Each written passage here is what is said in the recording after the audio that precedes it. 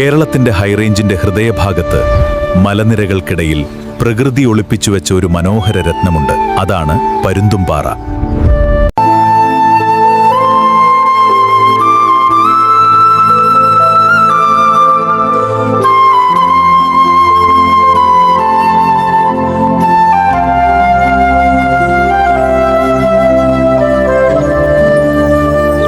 പരുന്തിന്റെ മുഖമുള്ള പാറയുള്ള പരുന്തുംപാറ ഇടുക്കിയിലെ കുട്ടിക്കാനത്തിനും തേക്കടിക്കും അടുത്തുള്ള ഒരു വ്യൂ പോയിന്റാണ് പരുന്തുംപാറ.